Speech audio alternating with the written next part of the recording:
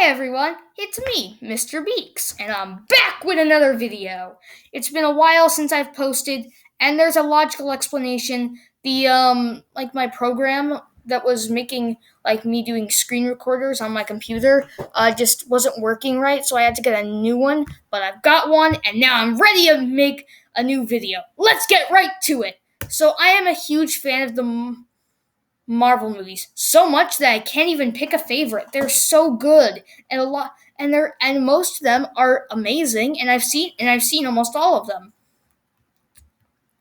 And a while back, Marvel announced its complete Phase 4, complete with release dates and amazing titles. Now I could go into the details for all of those, but I'm going to save that for another video because this isn't what this video is about. Now there is one. Now I have really enjoyed a lot of these that have come so far, and my favorite has to be WandaVision. That movie, that TV series, mini series to be exact, was so good. I liked it so much that I feel like nothing. It's going to be probably the best thing that's on Disney Plus, maybe forever, maybe. It was so good, and I really enjoyed it. And I hope they make a season 2, though they're probably not. Remember, it's a mini series, but I like it so much. And there are a lot I'm really excited for. Now we just got Black Widow, and still there's so much to come. We've gotten 4 titles so far, and so much is coming. The ones I'm really excited for, I've marked with arrows: What If, Captain Marvel 2, Guardians of the Galaxy 3, Black Panther 2, and Ant-Man and the Wasp 3. This is awesome, and all these titles are probably going to be awesome. But there is one that really stands out to me. One that will make me wait in line at the movie theater to see the first showing. And I'll probably camp out as well. And it's coming this year, and I'd probably spend $30 on Disney Plus for its premiere access. For probably, if even, and this is probably my favorite superhero, and it's not the Eternals or Shang-Chi, because those movies do look okay, but the one that I'm most excited for is, I think you already know, SpiderMan No Way Home.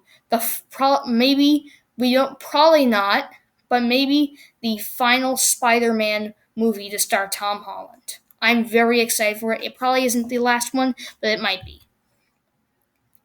And the point I made about this video, the video's title today is Let's Talk About Spider-Man No Way Home. I want to talk to this. This video isn't made for main Marvel fans. This video is made for people who enjoy Marvel movies, who like Marvel, but haven't really seen the movies. That's why I felt to make this video. So I'm gonna let you in on how these Spider-Man movies came to be if you don't know what the heck I'm talking about. So, it all started with these 3. If you haven't seen these, you're not a real fan of Spider-Man, because these 3 made Spider-Man, all these MCU movies happen.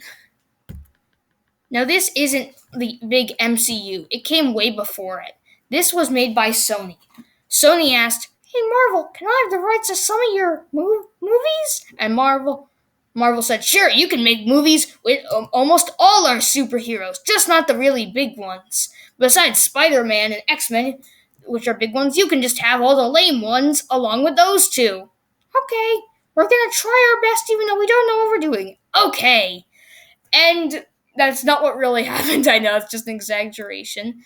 But Sony exactly didn't do the best job. They have made some good ones, but let's just say not all of their films are winners, to be exact. Well, at least they tried, right?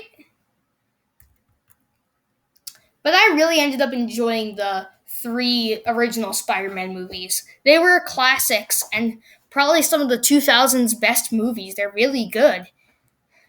And I really enjoyed Tobey Maguire as Spider-Man. I still think that he is the best Spider-Man to this day, and I still think that the best villain has to go to the original William Dafoe's Green Goblin. Me and my friend Gavin with a Y, if you haven't seen his channel, please subscribe to him.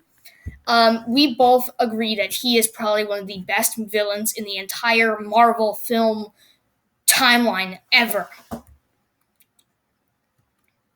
And I was all pumped for Spider-Man 4. What's it gonna be? Well, it got cancelled, and instead, they gave us a reboot.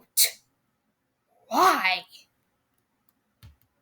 And I did not like this idea, and the film was pretty bad. Sure, the cast was amazing. I think Andrew Garfield still is a very good Spider-Man. He was perfect for the role, and he did a great job. And the special effects were awesome as well. But the script is not good. The script is really, really bad. And I don't even know why they decided to make a sequel. Why? The first film was terrible, and the second one was worse. Just look at this Rotten Tomatoes. 51 on the tomato meter? A 64 audience score? Jeez, this movie is bad. Why did they do this? The original was bad, and now this sequel is worse. The Amazing Spider-Man movies are terrible. Now, if you're wondering, geez, Mr. Beaks, you're so critical, I'm gonna unsubscribe and stuff. Please don't.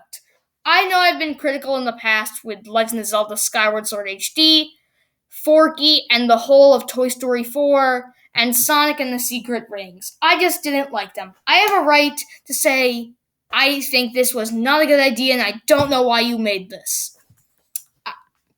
Now, if you disagree with me, that's fine. We all have a right to say what we believe in. And though people very much might disagree with me on a lot of these, I really do think this is my opinion. And if you don't think that, that's fine. But I just really didn't like these. Mostly for the reason because I was worried that they'd never make a good Spider-Man movie such as the original. But then, that moment. Spider-Man in the MCU. This was amazing. My brain went when I first saw him, oh my god! Oh my gosh! They're playing Spider-Man in the MCU! Oh moly! God! Wow! Because my favorite character of all time, he might be probably my favorite superhero, is finally in the MCU. And I know who this Tom Holland guy really was, his character. I don't know who he is. But I felt like he could do a good job. And I couldn't wait for his movie to be in the MCU. And we didn't have to wait long. A few months after Captain America Civil War, we got a trailer. And wow. It was awesome. We got Spider-Man as regular characters, but we also got the Vulture played by a Batman. That's played by the original Batman, to be exact, Michael Keaton. That's awesome. And we got flippin' Iron Man. This is awesome. Yay! That's what I said. Yay! I was so happy because they finally have been making good Spider-Man movies again. And then, whoa. They put Spider-Man in probably the two biggest moments of the MCU that have ever happened. They put him in Avengers Infinity War and Avengers Endgame. And this is basically, I basically said it, I say that I probably said it best when I said this. OMG, Spider-Man in the MCU rules! Because it's awesome to see him in these huge roles with all of Marvel's best characters fighting this big villain. And then we got a sequel a few months after Endgame, and no, not that many people liked this movie, but I liked it. I liked it a lot. This movie is kind of controversial. Some people love it, some people don't, but I loved it. It was just as good. Oui, oui, yes. Mwah, just as good. Needs no much salt. And I like it.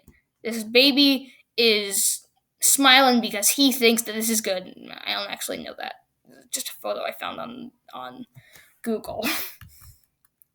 And they announced the Spider-Man No Way Home movie about a while ago in February, and they slated it for December. I'm very excited for this. And so this is basically bring you up to speed on the history on making the Spider-Man films. And judging what people think about this movie, this could easily probably be the biggest Spider-Man movie ever. And we're probably gonna get a trailer tomorrow. So I really want to make this second half of the video. I really wanted to make because I get no chance besides today because tomorrow is Spider-Man Day and we're probably gonna get a trailer. So so I'm making my predictions because we love making predictions here on Mr. Beaks. All right. So prediction number 1: Tobey Maguire and Andrew Garfield will return. Everyone on YouTube is literally talking about this. This is just gotta happen. This would be amazing if these two. I'm predicting that these two are gonna come out of Portal because this would basically be like a pre of Doctor Strange 2, and they're gonna come out of Portal and they're gonna help Tom Holland's Spider-Man defeat all the big villains. That's my second prediction. But yeah, I'm really excited. They will reveal this in the trailer, and the internet will literally explode. Prediction number 2: there will be a lot of Spider-Man villains. We will get the MCU Sinister Six. Basically, a whole of Spider-Man. We'll get Sandman, Rhino, Electro, yeah, that's how you pronounce it. Dr. Octopus, and Venom. And it's going to be led by William Dafoe's Green Goblin. This will be amazing. I felt that that all these besides the Rhino and Sandman were really good villains, and I feel like they're all perfect.